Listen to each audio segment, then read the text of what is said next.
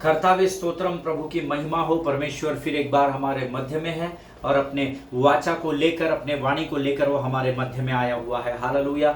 मैं पवित्र आत्मा का धन्यवाद देता हूँ जो लगातार मेरे और आपके साथ बना रहता है और हमें अच्छे और बुरे के ज्ञान की समझ से लगातार भरता चला जा रहा है। आमीन। मैं विश्वास करता हूं प्रियो कि जो वचन इन दिनों हम अध्ययन कर रहे हैं, कलीसिया के अधिकार, विशेषकर बांधने और खोलने का जो अध्ययन पवित्र शास्त्र हमें सिखाता है, उस विषय में हम इन बातों को सीख रहे हैं। और बहुत सारी गवाहियाँ मेरे पास दिन प्रतिदिन आ रही हैं, लोगों के फ़ोन कॉल्स आ रहे हैं। और कल मुझे एक कपल बता रहा था कि बहुत बुजुर्ग कपल है, पिछले 42 वर्षों से कलीसिया में लगातार बने हुए हैं, कलीसिया के बुजुर्ग हैं, कलीसिया के कमिटी के मेंबर्स हैं और कलीसिया में बहुत सक्रिय है। लेकिन कल uncle called me up and he said कि बेटा हम जब वचनों को सुन रहे थे तो परमेश्वर की आत्मा ने सीधे हमसे बातचीत की। कई बार हम अपने घमंड, अपने ईगो, अपने अहम में हम परमेश्वर से ऊपर हो जाते हैं, जैसे लूसीफर कोशिश कर रहा था। लेकिन कल मुझे अंकल बता रहे थे कि जब हम इन वचनों को लगातार, वो मुझे बता रहे थे कि हमने पूरी सीरीज़ को, जितना अभी तक आपने इसमें यूट्यूब में अपलोड किया है, पूरे 5 या 6 पार्ट्स को हमने पूरा 3-3.25 घंटा इकट्ठा सुना है। और परमेश्वर की आत्मा ने सीधे हमसे बातचीत की है और हमें अपने अधिकारों के विषय में सिखाया है। हालेलुया। प्रियो, परमेश्वर किसी भी मनुष्य का कर्जदार नहीं है। जब आप प्राप्त करने के लिए प्रभु के साथ बैठते हैं तो आप जरूर आशीषों को प्राप्त करेंगे। आमीन। आज इन्हीं वचनों के कुछ बातों को लेकर प्रभु फिर एक बार हमारे मध्य में है। अपने मनों को तैयार कीजिए, अपने शरीर, प्राण, आत्मा और बुद्धि को प्रभु को समर्पित कीजिए। अपने pen, pencil, paper, notebooks, Bible सब कुछ लेकर आप तैयार है, ऐसा मेरा विश्वास है। और आज इससे पहले कि हम प्रभु की वाणी को सुने, आइए हम अपने अपने पवित्र शास्त्र निकाल ले। और आज हमने पढ़ने के लिए जो वचन चुना है वो पाया जाता है भजन संहिता उसका 86 अध्याय, उसके 4 से लेकर तो 8 वचनों को हम पढ़ेंगे। भजन संहिता उसका 86 अध्याय, उसके 4 से लेकर 8 वचन। मेरा विश्वास है आप पवित्र शास्त्र निकाल कर मेरे साथ, जब मैं पढ़ता हूं तो आप भी पढ़ते हैं। आमीन। The word of God says, अपने दास के मन को आनंदित कर, क्योंकि हे प्रभु मैं अपना मन तेरी ही ओर लगाता हूँ।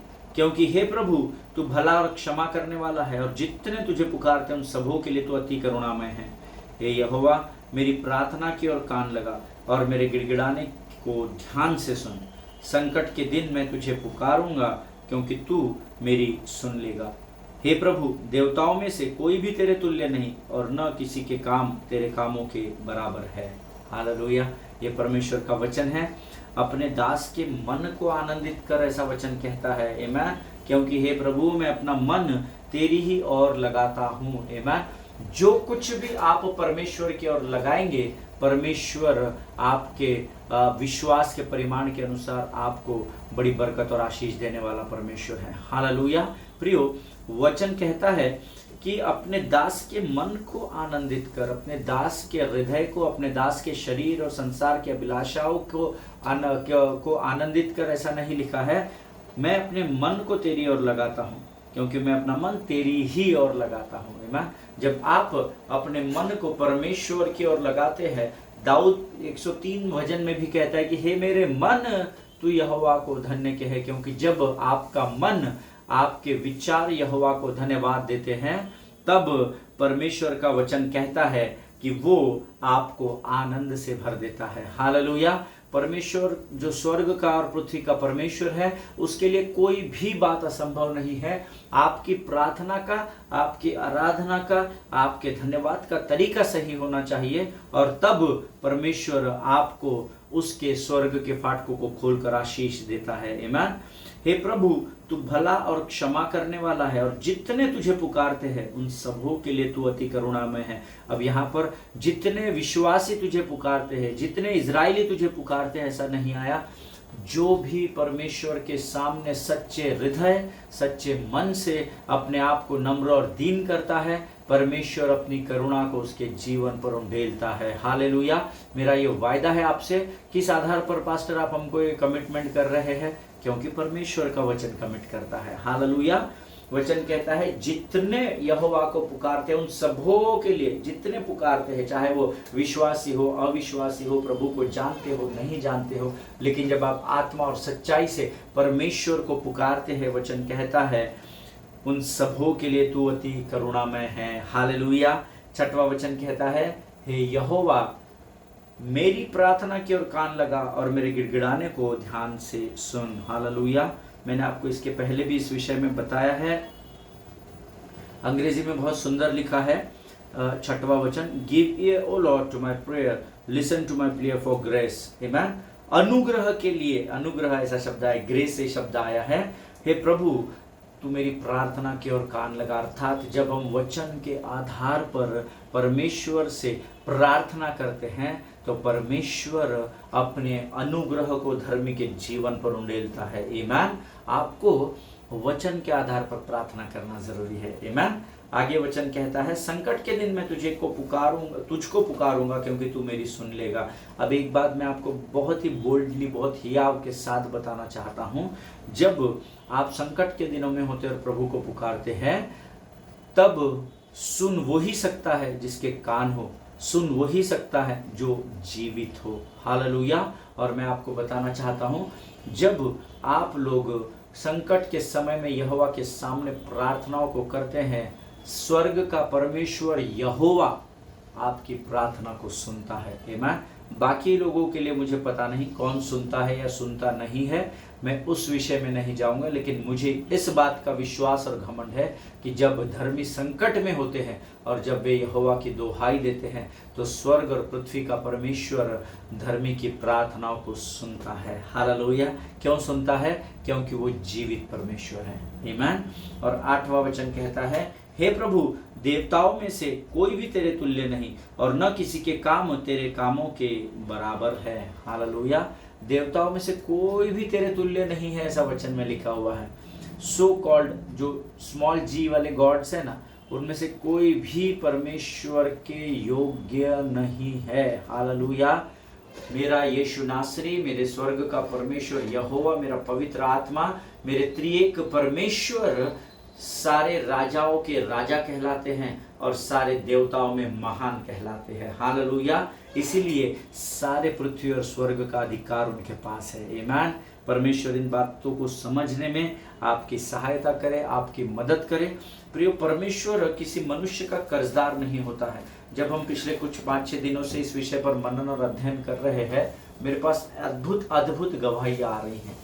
आमीन। जब हमने 2 दिन पहले भी मेरे पास एक बहुत अद्भुत गवाही इसी विषय को लेकर आई थी और मुझे बड़ा जो मैंने आपको फाटकों के विषय में बताया था, अधोलोक के फाटक, तो फाटक का क्या सीन है और गेट्स ऑफ हेल ऐसा लिखा है ना। सो अंग्रेजी में सटीक वचन आया है गेट्स, यानी बहुत सारे द्वार है। और उस विषय पर जब हमने मनन और अध्ययन किया था, कुछ लोगों ने उसी दिन मुझे फ़ोन करके कहा था कि आज कई वर्षों के बाद हम इतनी गहराई में इस वचन को समझ सके। मैं पास्टर, हमने पढ़ा तो बहुत बार है, हमने इस पर अध्ययन भी बहुत बार किया है, लेकिन हम इतनी गहराई में जब हमने इन अध्ययनों को सुना तो हम पहली बार अपने जीवन में इतनी गहराई को, इस विषय को समझ सके। आमीन।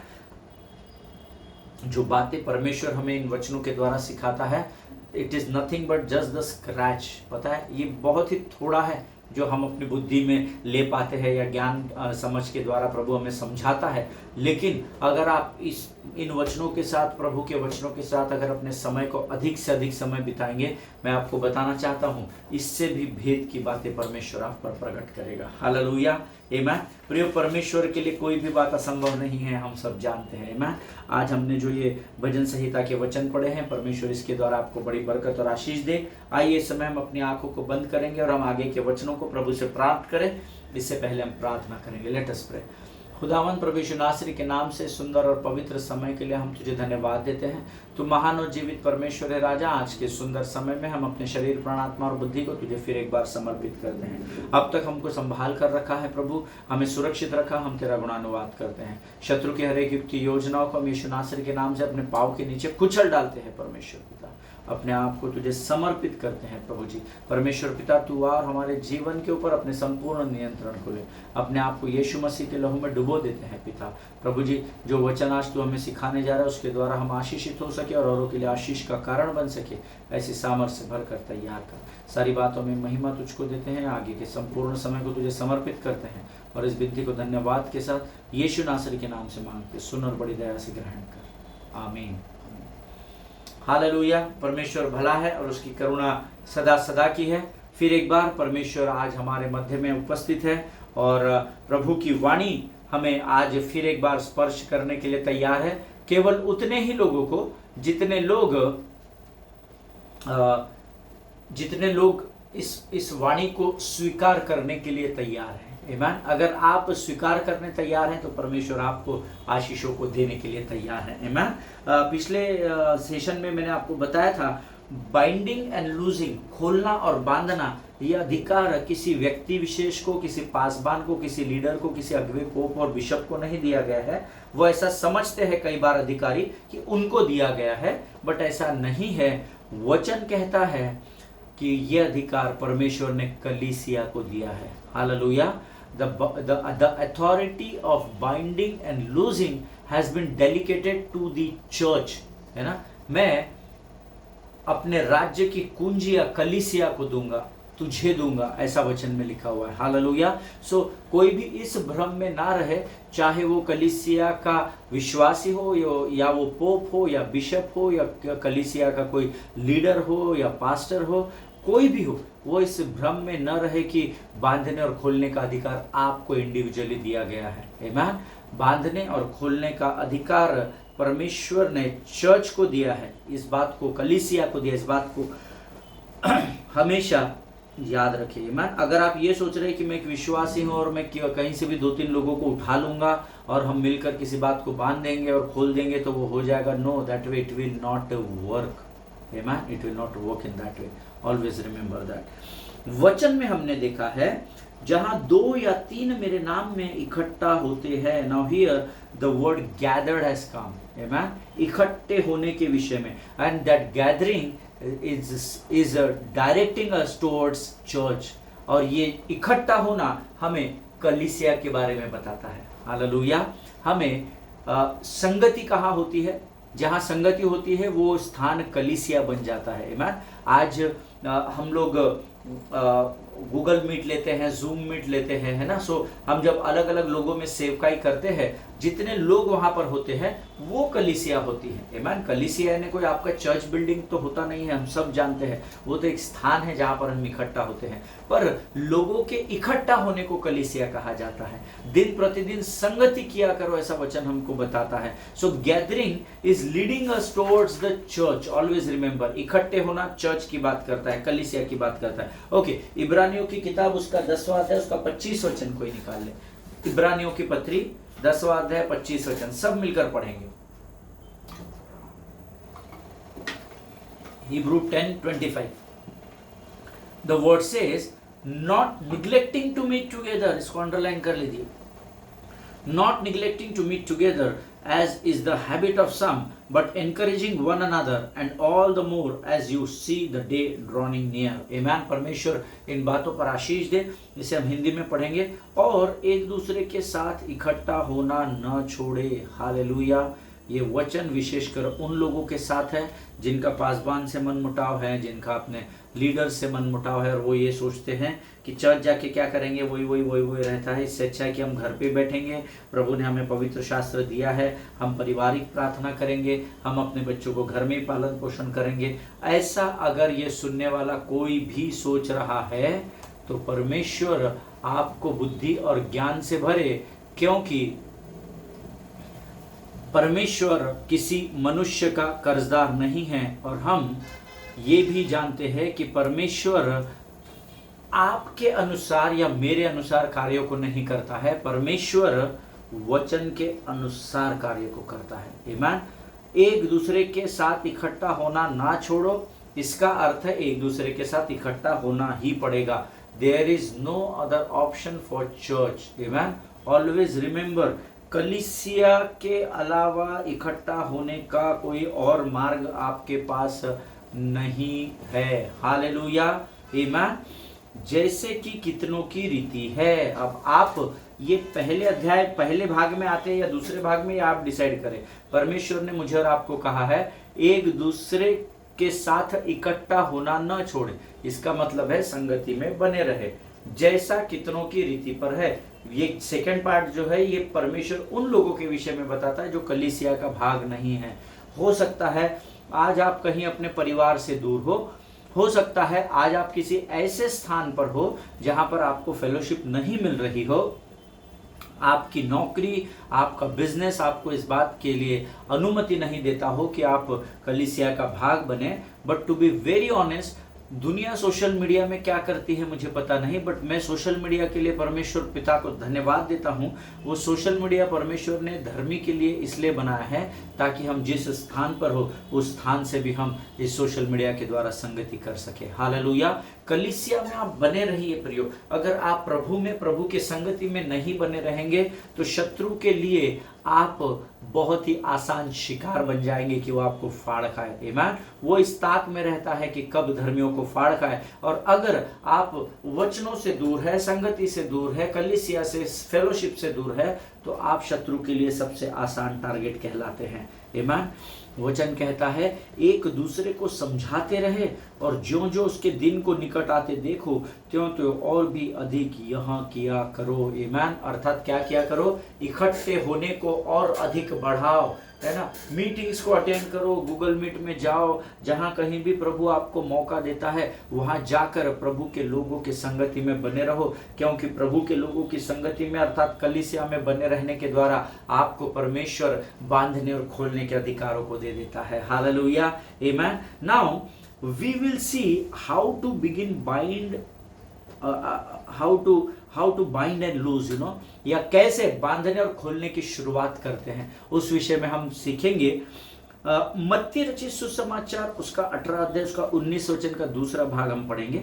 मत्ती रचित सुसमाचार, the gospel of Matthew chapter 18 verse 19 second part. यदि तुम में से 2 जन पृथ्वी पर किसी बात के लिए एक मन होकर, अब किसी बात के लिए आप अंडरलाइन कर लीजिए, अगर पवित्र शास्त्र आपके सामने होंगे तो जो होने चाहिए, और दूसरा आप अंडरलाइन करेंगे एक मन होकर, किसी बात के लिए और एक, किसी बात और एक मन होकर। लेकिन इसको आप अगर अंग्रेजी में पढ़ेंगे, if 2 of you agree on earth about anything, है ना, एनीथिंग ऐसा शब्द आया, हिंदी में किसी बात के लिए आया है और अंग्रेजी में एनीथिंग शब्द आया है। अगर आप इसी अध्याय का 18 वचन पढ़ेंगे, मत्ती रचित सुसमाचार उसका 18 अध्याय उसका 18 वचन अगर आप पढ़ेंगे तो वहां पे लिखा हुआ है जो कुछ भी तुम बांधते हो। आमीन।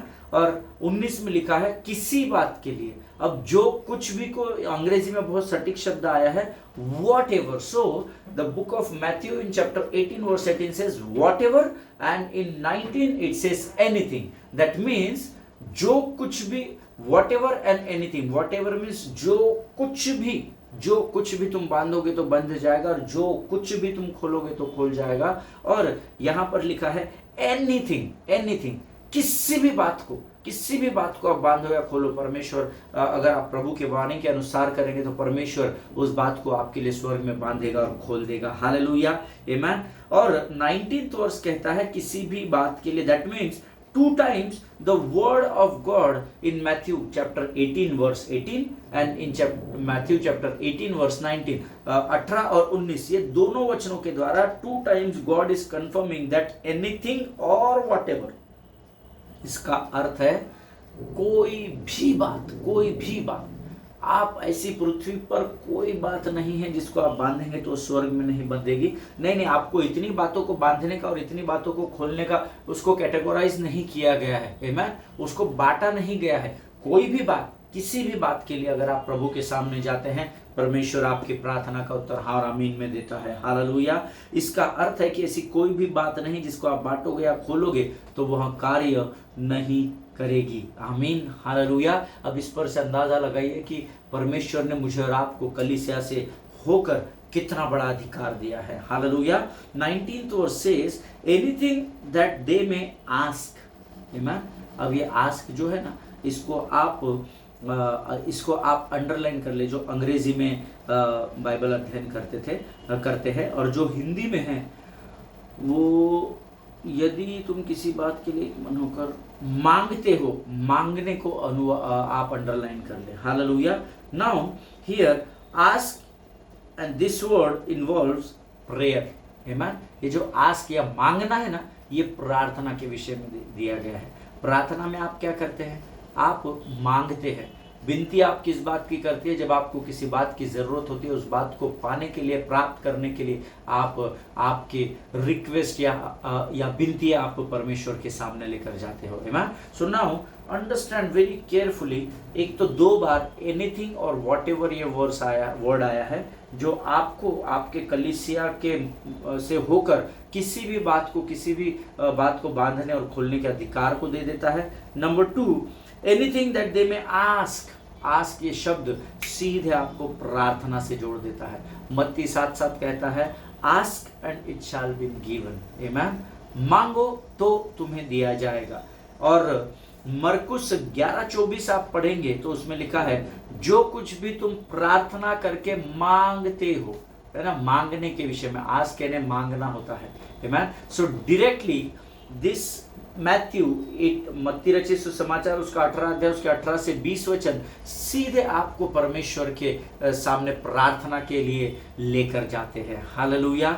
जो कुछ भी तुम प्रार्थना करके बांधोगे 2 या 3 जन इकट्ठा होकर तो बंधेगा, जो प्रार्थना में खोलोगे तो वो स्वर्ग में खुल जाएगा। आमीन। And there are many more verses which tells us that asking is related to prayer। ऐसे बहुत सारे वचन है ना पवित्र शास्त्र में। मैंने आपको 2 ही बताया, मत्ती 7:7 बताया, मरकुस 11:24 बताया। सो आस्क ये शब्द जो है ये सीधा मांगने से जुड़ा हुआ है। और अब यहाँ पर इस मत्ती के अध्ययन के अनुसार मत्ती 18:19, here you are asking heaven to intervene on your behalf for binding and loosing। अब आप यहाँ मत्ती रचित सुसमाचार के 18 अध्याय के 19 वचन में आप क्या कर रहे हैं? आप परमेश्वर, जो स्वर्ग का परमेश्वर है, उस स्वर्ग से आप मध्यस्थी करने के लिए कह रहे हैं, ताकि इस पृथ्वी पर जो आप बांध रहे हैं या जो आप खोल रहे हैं उसमें स्वर्ग आपकी सहायता कर सके। हालेलुया। क्योंकि बगैर स्वर्ग के इंटरवेंशन के या बगैर स्वर्ग के मध्यस्थी किए आप पृथ्वी पर किसी भी बात को बांधेंगे, किसी भी बात को खोल देंगे तो वो स्वर्ग काम नहीं करेगा जब तक आप स्वर्ग को स्वयं अनुमति नहीं देते कि वो आपके बांधने और खोलने के विषय में मध्यस्थी करे। हालेलुया। प्रियो, यदि तुम में से, लेकिन एक बहुत इंपॉर्टेंट बात है जो मैं आपको बताना चाहता हूं, you are asking heaven to intervene on your behalf, that is okay. आप अब स्वर्ग को कह रहे हैं कि प्रभु मेरे स्थान पर आकर मेरे लिए मध्यस्थी कर, ताकि मेरे बांधने और खोलने के विषय को तू स्वर्ग में स्वीकार कर सके। लेकिन ये तो प्रार्थना आपने कर ली, आस्क हमने सीख लिया, लेकिन एक बहुत और इम्पोर्टेंट वचन यहाँ पर लिखा है, शब्द लिखा हुआ है मत्ती 18:19 में, यदि तुम में से 2 जन पृथ्वी पर किसी बात के लिए एक मन होकर, that means if you are not one minded, if there is a disunity, then forget about the spiritual authority. हालेलुया। इस बात को याद रखिए, एक मन होने की बात करता है। आमीन। परमेश्वर ऐसे आराधकों को ढूंढता है जो आत्मा और सच्चाई से आराधना करते हैं। अगर आपकी आराधना में जैसे सच्चाई नहीं पाई जाती है, अगर आपकी आराधना आत्मा के अनुसार नहीं होती है, तो आपकी आराधना व्यर्थ है प्रियो। आमीन। और कई कलीसिया है, कई वर्षों से आराधना को एक पैटर्न बना दिया है उन्होंने साउंड लाइट्स तो सब कर लिया है, अपने आप को बहुत बड़ा चर्च भी कहलाते हैं, लेकिन परमेश्वर की उपस्थिति वहां पर है ही नहीं। आमीन। है ही नहीं। व्हाई? बिकॉज आत्मा और सच्चाई से काम नहीं हो रहे हैं। आमीन। और जब हम ऐसे प्रचार को करते हैं, ऐसी बातों को सीधा इस YouTube के द्वारा या सोशल मीडिया के द्वारा बताते हैं, तो मुझे बहुत सारे लोगों के बहुत सारे फोन कॉल्स आते हैं, ईमेल्स आते हैं कि आप कलीसिया को भड़का रहे हैं क्या पासबानों के खिलाफ? नहीं, मैं खुद एक लीडर हूं, मैं क्यों कलीसिया को भड़काऊंगा। लेकिन मुझे परमेश्वर ने सिखाया है कि मनुष्य को प्रसन्न करने से अच्छा है मैं परमेश्वर को प्रसन्न करूं। हालेलुया। कई कलीसियाओं में मैं गया हूं, देखा है, आराधना को उन्होंने एक ट्रेडिशन बना दिया है, पैटर्न बना दिया है, जिसको आपको फॉलो करना पड़ता है। कई कलीसियाओं में मैंने देखा है आराधना के अगुवे को एक चिट्ठी दी जाती है, इतने ही गाने आपको गाने हैं और इतने गाने के बाद आपको खत्म कर देना है। गानों के गीतों को गाने की अनुमति भी आत्मा के अनुसार नहीं है। जो गीत लीडर्स को अच्छे लगते हैं, पासबानों को अच्छे लगते हैं, वो गीत वो लिख कर दे देते हैं कि यही गीत आपको गाने हैं। आमीन। वो सोचते हैं, अगुवे ये सोचते हैं कि बाबा हमारे ऊपर हारून का हम हारून है और हमारे ऊपर से अभिषेक बहेगा, इसलिए हम कहेंगे वो करना पड़ेगा। तो वो अगुवों को, उन अधिकारियों को मैं बताना चाहता हूं, आप विनाश की ओर बढ़ रहे हैं। आमीन। If your worship leader is leading the worship, allow him to lead the worship in spirit and in truth. Hallelujah. उस अगुवे को आप अनुमति दे कि वो आत्मा और सच्चाई से कलीसिया को प्रभु से मुलाकात करवा सके। Hallelujah. You may have a biggest church in your city, you may have the richest church in your city, you may have all the finest arrangements in your hall, sound, lights, chairs, sofas, everything, air condition and everything, but if God's presence is not there, then everything in vain. Hallelujah। आपके पास अद्भुत, आप बहुत धनी कलीसिया हो सकते हैं, बहुत साजो सामान आपके पास हो सकता है प्रियो, लेकिन अगर प्रभु की उपस्थिति ही वहां पर नहीं है तो आपका उस स्थान पर होना ही व्यर्थ है। हालेलुया। और इसीलिए कई कलीसियाओं से लोग निकलकर ऐसे जगहों को ढूंढ रहे हैं जहां पर उन्हें परमेश्वर से मुलाकात करने का मौका मिले। आमीन। और फिर पासबान, लीडर्स, अगुवे ये कहते घूमते हैं कि आप हमारे कलीसिया में होकर भी आप उधर जाते हो, उधर जाते हो, उधर जाते हो। मैं बड़ी साफ रीति से कलीसिया के अगुवों को आज इस अध्ययन के द्वारा चेतावनी देना चाहता हूं, अगर आपके घर में स्वादिष्ट भोजन आप अपने लोगों को, अपनी भेड़ों को देंगे, मैं आपसे वायदा करता हूं कोई भी भेड़ आपके द्वारों से भटकने नहीं पाएगी। Hallelujah. We have to change ourselves. I am also a leader of the church. I am also leading the church. मुझे भी पता है कि अगर मैं अच्छा भोजन नहीं दूंगा तो मेरी भेड़ें भटक जाएगी। हालेलुया। आप भेड़ों को या दूसरे पासबानों को आप दोष मत लगाइए कि वो पासबान हमारे 10 लेके गया, वो पासबान हमारे 15 लोग लेके गया। नो, आप अपने घर में इतना उत्तम भोजन देना, चाहे वो शारीरिक हो चाहे वो आत्मिक हो, कि आपकी भेड़ें कहीं भी अपने घर को छोड़कर भटकने वाली ना होने पाए। हालेलुया। जिनके सुनने के कान हो वो सुन ले। अगर वचन कहता है मत्ती 18:19, मैं नहीं कह रहा, यदि तुम में से 2 जन पृथ्वी पर किसी बात के लिए एक मन होकर, इसको आप अंडरलाइन करें, इसका सीधा सीधा अर्थ प्रभु बता रहा है, if you are not one minded, if there is a disunity in people और इन चर्च और in congregation, then forget about the spiritual authority which has been given to the church. Hallelujah। अगर आप में एकजुटता नहीं है, आप एक मन होकर किसी बात को बांध या खोल नहीं रहे हैं, अगर आप में आपस में मन मुटाव है, तो फिर आप इस बात को भूल जाइएगा कि कलीसिया के ऊपर दिए गए अधिकारों का जो स्वर्ग से पाया जाता है उसका आप कभी इस्तेमाल कर सकेंगे। हालेलुया। प्रियो, वचन बहुत सरल है, and I want to tell you, mark my words, this is a serious business. आमीन। ये एक बहुत ही गंभीर बात है। आमीन। अगर आप इकट्ठा तो है पर आप में मनमुटाव है, आप में एक मन एक चित्त नहीं है, आपकी लीडरशिप में आप लोग या आपके लीडर्स आपसे मनमुटाव में हैं, तो जान लीजिए कि बांधने और खोलने के विषय में तो एटलीस्ट जो अधिकार कलीसिया को पाए गए हैं उस अधिकारों से आप वंचित रह जाएंगे। हालेलुया। आमीन। इसका अर्थ है कि किसी भी बात को बांधने या खोलने के लिए आपको वाचा में आना जरूरी है, और वाचा दोनों तरफ से होती है। आमीन। कलीसिया को भी अगुओं से वाचा बांधनी है, लेकिन अगुओं को भी कलीसिया के साथ वाचा में आना पड़ता है। हालेलुया। आमीन। मेरा विश्वास है जो बात मैंने आपको बताई है उन बातों के द्वारा आप समझ रहे हैं कि मैं आपको क्या बताना चाहता हूँ। हालेलुया। प्रियो, हमको एक दूसरे के साथ एक मन एक चित्त होने के लिए वाचा में बंधना पड़ता है। प्रभु को ऐसी बहुत सारी हमारी बातें हैं जो हमारी बातें उसको पसंद नहीं है, पर वो अपनी वाचा से मुकरता नहीं है। इन द सेम वे, अगर कलीसिया में कोई गलतियां होती है तो पास्टर को, लीडर्स को, अगुओं को यह ध्यान में रखना है कि वे वाचा से मुकरेंगे नहीं। जो उन्होंने बैप्टिज्म के टाइम, डेडिकेशन के टाइम कलीसिया के लोगों के साथ बांधी थी मैं। बट कलीसिया के साथ समस्या ये है, जब कलीसिया गलतियों को करती है तो पास्टर्स, लीडर्स, अगुवे डिसिप्लिन के नाम पर अपनी पर्सनल रिवेंज को निकालना शुरू कर देते हैं। हालेलुया। और बड़े दुख की बात है, मैं बड़े दुख से इस बात को कह रहा हूं, now the time has come, the God is coming soon. यीशु मसीह जल्द आ रहा है और अभी हमें वचनों में परिपक्व होने की जरूरत है। हालेलुया।